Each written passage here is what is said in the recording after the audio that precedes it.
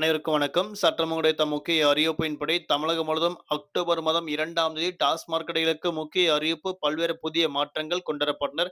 அதன்படி என்ன ஒரு புதிய அறிவிப்புகள், என்ன முக்கிய மாற்றங்கள் எல்லாமே இப்ப நம்ம பிரீஃபா பார்க்கலாம். மறக்காம ஸ்கிப் பண்ணாம பாருங்க. உங்களுக்கு டாஸ்மாக் கடைகள் பற்றி பல்வேறு புதிய அறிவிப்புகள் உடனுக்குடன் துல்லியமாக தெரிந்து கொள்ள நம்மளோட சேனல கீழ இருக்க ரெக்க பட்டன கிளிக் பண்ணி சப்ஸ்கிரைப் பண்ணிக்கோங்க. பக்கத்துல பெல் பட்டன கிளிக் பண்ணிக்கோங்க. இந்த வீடியோ உங்களுக்கு பிடிச்சிருந்தா லைக் பண்ணுங்க. இப்ப வாங்க வீடியோக்குள் புகலாம். இன்று அக்டோபர் மாதம் 2ஆம் தேதி காந்தி ஜெயந்தி முன்னிட்டு தமிழகத்தில் உள்ள அனைத்து டாஸ்மாக் கடைகளும், மதுபான பார் கூடங்கள் அனைத்தும் மூடப்பட வேண்டும் என தற்போது ஒரு முக்கிய அறிவிப்பு ஒன்று கொடுக்கப்பட்டனர். இந்த உத்தரவை மீறினால் அவர்கள் மீது உரிய நடவடிக்கை எடுக்கப்படும் என தற்போது மாவட்ட ஆட்சியர் முக்கிய அறிவிப்பு ஒன்று கொடுக்கப்பட்டனர். அந்தந்த மாவட்டங்களுக்கு தீவிர நடவடிக்கை எடுக்கப்படும் என தற்போது அறிவிக்கப்பட்டனர். இந்நிலையில் பல இடங்களில் நேற்றே குடிமக்கள் டாஸ்மாக் கடையில் சரக்கு பாட்டில்களை வாங்கி ஸ்டாக் வைப்பதற்கு குவிந்துள்ளனர். பலரும் பொறுப்புணர்வுடன் துணி பைகளை கொண்டு டாஸ்மாக் கடையில் வாங்கி இருப்பை வைத்துக் கொள்வதாக தற்போது காண முடிகிறது.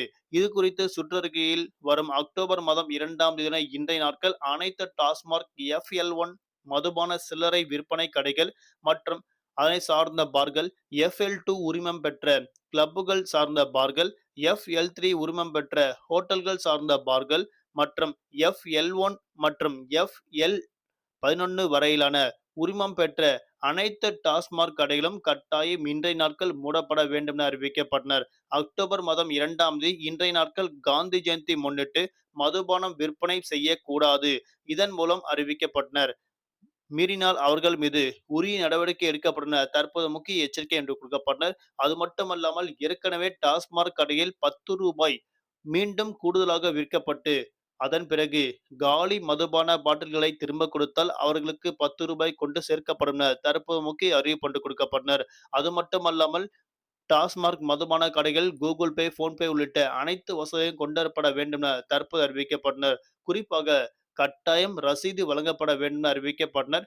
ஆனால் டாஸ்மாக் கடையில் ₹5, ₹10 அப்படின்னோ கூடுதலாக மதுபானங்களை விற்கப்படக்கூடாது என தமிழக அரசு ஏற்கனவே ஒரு புதிய எச்சரிக்கை ஒன்று கொடுக்கப்பட்டனர்.